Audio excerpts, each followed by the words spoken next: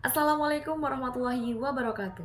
Halo semuanya, sebelumnya perkenalkan nama saya Tia Aprilia dari kelas 1A dengan NPM 257830332. Sebelumnya teman-teman, ada yang udah tahu atau belum nih? Apa itu rekayasa perangkat lunak? Kalian pasti belum tahu ya. Nah, selamat datang di channel Tia kali ini. Kali ini kita akan membahas materi-materi yang paling dasar ya sebagai pondasi kita untuk merambah ke dunia pengembangan software tentunya. Nah, kita akan membahas 7 topik. 7 topik ini adalah pondasi ilmu rekayasa perangkat lunak yang akan membentukkan kualitas kode di karir kalian nanti. Kita akan merangkum topik 1 hingga topik 7, mulai dari definisi software sampai bahasa pemodelan yaitu UML. Tahan napas, siapkan catatan, lalu kita akan mulai mempelajari materinya. Nah, pertama nih teman-teman, yaitu terkait dengan perangkat lunak dan rekayasa perangkat lunak. Sebelumnya kalian udah tahu atau belum sih perangkat lunak itu apa dan rekayasa perangkat lunak itu apa? Jadi, perangkat lunak itu bukan hanya kode teman-teman, tetapi juga dokumentasi dan konfigurasi. Nah, rekayasa perangkat lunak ini teman-teman itu adalah disiplin ilmu untuk menentukan memproduksi software secara efektif, efisien, dan tepat waktu. Tentunya berkualitas juga teman-teman. Intinya, rekayasa perangkat lunak mengubah proses ngoding acak menjadi proses yang terstandarisasi. Gitu teman-teman. Kemudian lanjut di topik kedua yaitu proses rekayasa perangkat lunak. Proses rekayasa perangkat lunak terdiri dari 5 aktivitas dasar. Spesifikasi yaitu menentukan apa yang harus dilakukan sistem. Kemudian desain dan implementasi yang dimana membuat dan menulis kodenya. Kemudian validasi yaitu menguji apakah sistem itu sesuai kebutuhan. Kemudian evolusi yaitu mengembangkan dan memelihara sistem dari setiap rilisnya. Dan proses itu penting agar proyek tidak ngawur dan hasilnya tuh bisa diprediksi sesuai dengan apa yang dibutuhkan dan apa yang diinginkan customer kita. Gitu teman-teman. Masuk ke topik ketiga nih teman-teman, yaitu analisis dan desain sistem. Ini fase krusial sih. Sebelum kode ditulis, analisis menjawab pertanyaan. What? Apa kebutuhan usernya? Nah, kita mengumpulkan dan memahami persyaratannya.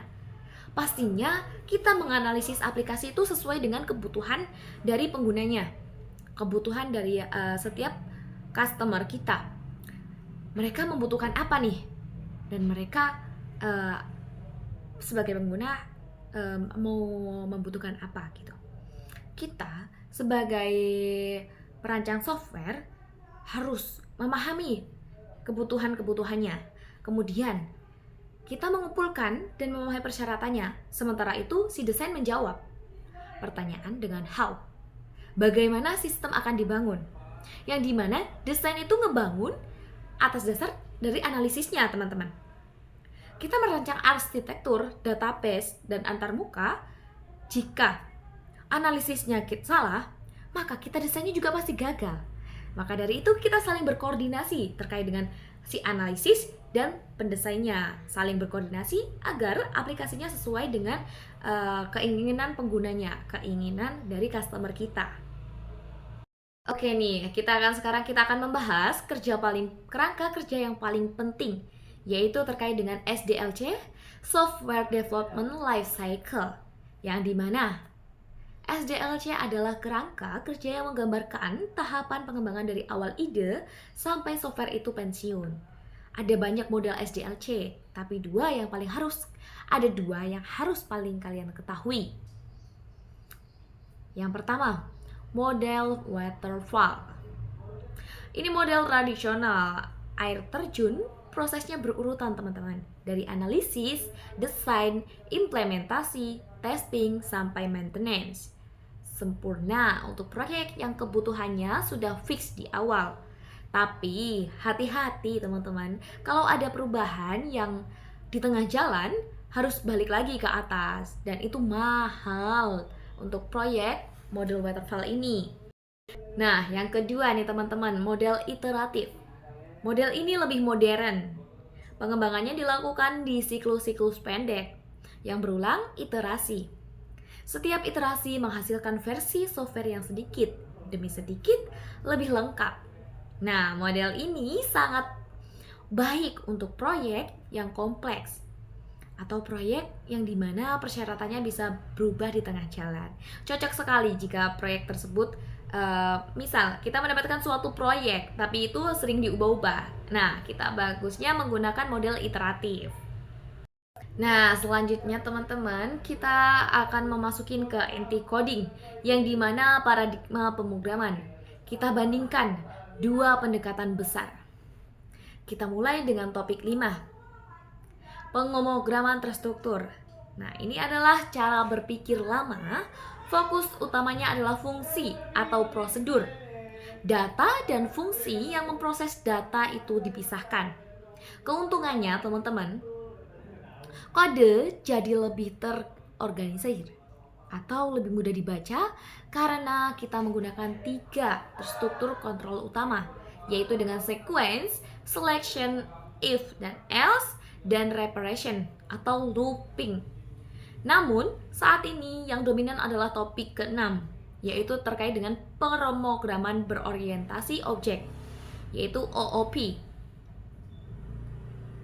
Nah, OOP melihat dunia sebagai kumpulan objek.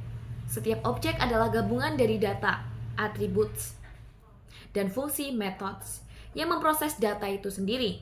C++ dan Java adalah contoh klasik OOP. Ingat 3 pilar OOP teman-teman, yaitu enkapsulasi, membungkus data, dan fungsi menjadi satu objek, melindungi data di akses luar. Kemudian, inheritance atau pewarisan gitu.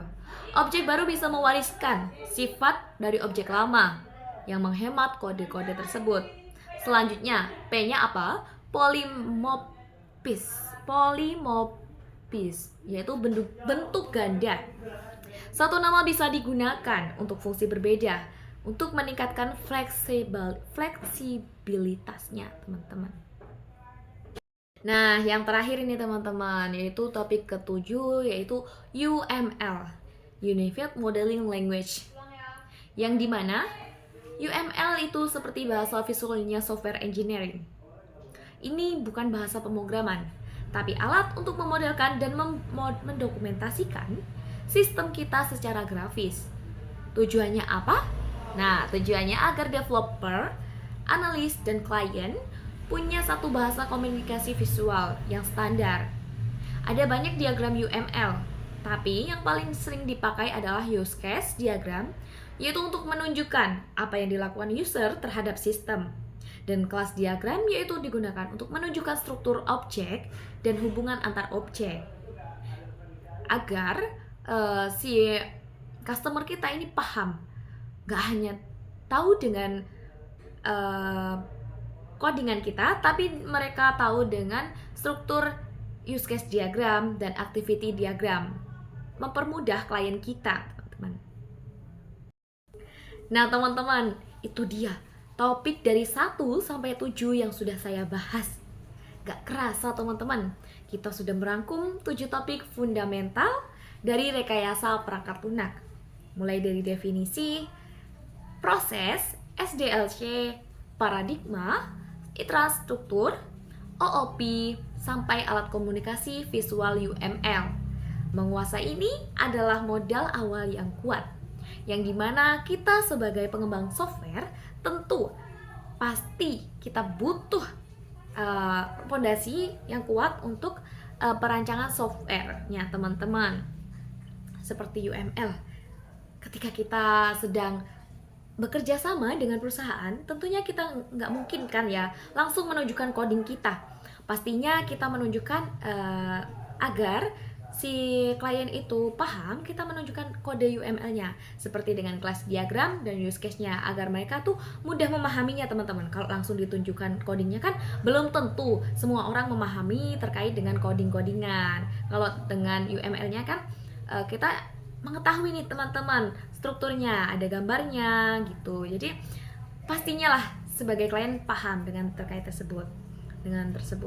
Mungkin itu saja yang saya sampaikan. Jika kalian suka pada vlog kali ini, kalian jangan lupa like dan komen ya teman-teman. Sampai jumpa di next vlog selanjutnya. Wassalamualaikum warahmatullahi wabarakatuh. Bye bye guys.